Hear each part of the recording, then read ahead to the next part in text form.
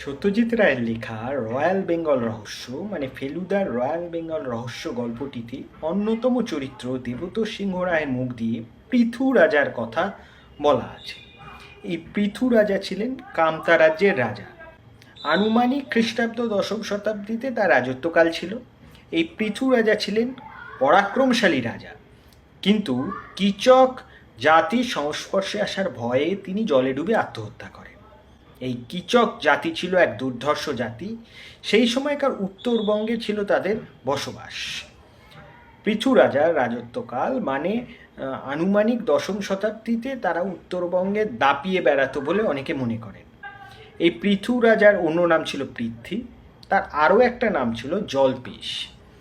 জল্পেশ্বরে যে মন্দির উত্তরবঙ্গে আছে তার বর্তমান কাঠামো আধুনিক, কিন্তু মনে করা হয় তারও আগে আরেকটি কাঠামো ছিল, সেটা এই জল্পেশের আমলেই তৈরি। পৃথু রাজার রাজধানী ছিল ভিতরগড়। এই ভিতরগড় অবশ্য বর্তমানে বাংলাদেশে অবস্থিত।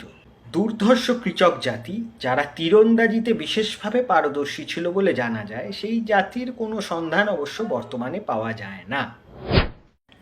ফেলুদার রয়্যাল বেঙ্গল রহস্য আসতে চলেছে হইচইতে এইবারের শীতে, পারলে দেখবেন।